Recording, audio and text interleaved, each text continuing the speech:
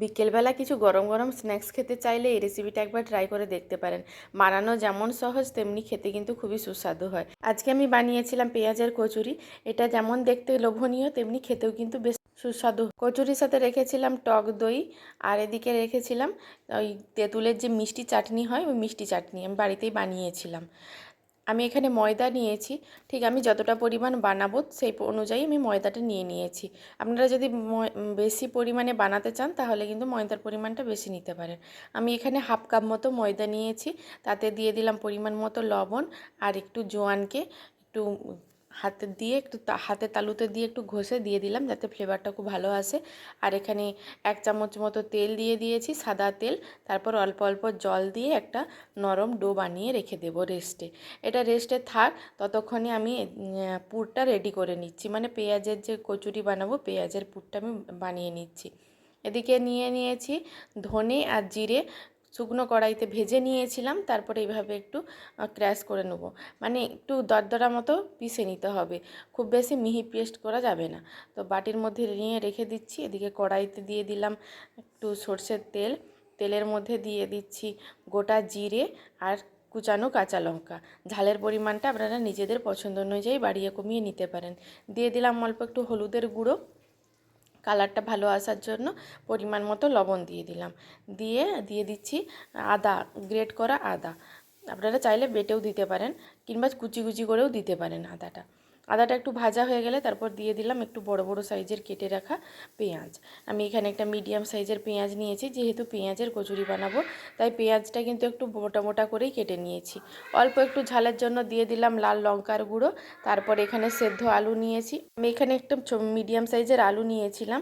এটা বাইন্ডিংয়ের কাজ করবে, তো আলুটাকে এইভাবে হাত দিয়ে ভেঙে নিচ্ছি। তারপরে কিন্তু বেশ ভালোভাবে মশলাটা করে নিতে হবে, মানে আলুটা যাতে ভালোভাবে মাখো মাখো হয়ে যায়। আর ওইদিকে যে ধনে আর জিরের গুঁড়োটা করে রেখেছিলাম, ওই গুঁড়োটা 1 চামচ মতো দিয়ে দিলাম। দিয়ে ভালোভাবে মিশিয়ে নিয়ে নামিয়ে ঠান্ডা করে নিলেই পেঁয়াজের পুরটা একদম রেডি হয়ে যাবে। পেঁয়াজটাকে কিন্তু খুব বেশি ভাজা যাবে না, তাহলে কিন্তু পেঁয়াজের পুরের যে পেঁয়াজটা ওইটাই কিন্তু বেশ মুখের মধ্যে আসবে, তাহলে কিন্তু ভালো লাগবে খেতে। আমি এখানে ডো থেকে 4টে লেচি কেটে নিচ্ছি। লেচিগুলোকে কেটে ভালো করে একটু গোল গোল মতো বলের শেপ দিয়ে নিলাম। তারপরে একটা একটা করে লেচি নেব, আর এইভাবে কিন্তু হাত দিয়ে বাটির মতো গোল করে নিতে হবে। বাটির মতো গোল করে নিয়ে তারপর 1 চামচ পেঁয়াজের পুরটা এখানে দিয়ে দিতে হবে। তারপরে কিন্তু ঘুরিয়ে ঘুরিয়ে আবারও এই মুখটাকে বন্ধ করে দিতে হবে। ঠিক যতটা পরিমাণ আপনি পুরটা দিতে চান, মানে জায়গা থাকে ততটা পরিমাণই পুর ভরে ভরে দিয়ে দিতে হবে। তাহলে কিন্তু যখন খাবেন তখন মুখের মধ্যে এই পেঁয়াজের পুরটা লাগলে কিন্তু খুবই ভালো লাগে খেতে। এইভাবে ঘুরিয়ে ঘুরিয়ে হাতের সাহায্যে গোল করে নিতে হবে। মুখটাকে বেশ ভালোভাবে কিন্তু বন্ধ করে দিতে হবে, না হলে কিন্তু ভাজার সময় পুরগুলো বেরিয়ে যেতে পারে, তখন কিন্তু ভালো লাগবে না। তো এইভাবে কিন্তু মুখটাকে বন্ধ করে নেব, আর বাকি যে লেচির অংশটা থাকবে ওটাকে কেটে রেখে দেবো। এইভাবে ঘুরিয়ে ঘুরিয়ে গোল করে নিতে হবে, তাহলে কিন্তু কোনো রকম এই যে পুরটা বেরানোর চান্স থাকবে না। তো এইভাবে একটু ছিঁড়ে নিলাম, আর এটা হাত দিয়ে একটু চেপে চেপে একটু চ্যাপ্টা মতো করে দিলাম। তো এইভাবে কিন্তু আমি কচুরিগুলোকে ভেজে নেব, আর এইভাবে আমি সবগুলোকে বানিয়ে নেব। তো আমি এখানে 4টা মতো বানিয়ে নিয়েছিলাম। আবারও একটা লেচি নিয়ে নিচ্ছি, ঠিক একইভাবে বাটির মতো শেপ দিয়ে আবারও ওই পুরটা ভেতরে দিয়ে কিন্তু রেডি করে নেব। দেখুন ঠিক এইভাবে আমি রেডি করে নিয়েছি সবগুলো।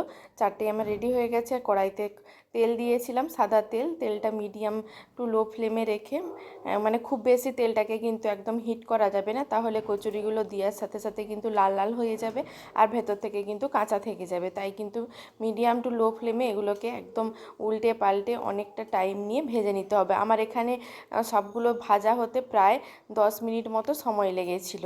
তো আমি একটু একদম লো টু মিডিয়াম ফ্লেমে দিয়ে কিন্তু এইভাবে লাল লাল করে উল্টে পাল্টে ভেজে নিয়েছি। আর দেখুন কচুরিগুলো কিন্তু বেশ ভালোভাবে ফুলেও গেছে।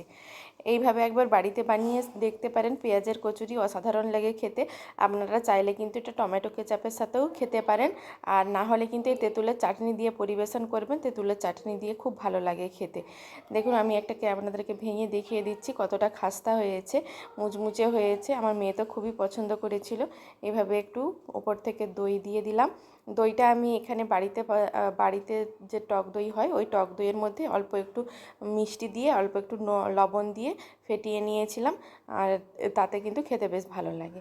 দেখুন এইভাবে পরিবেশন করতে পারেন। রেসিপিটা আপনাদের কেমন লাগলো জানাবেন।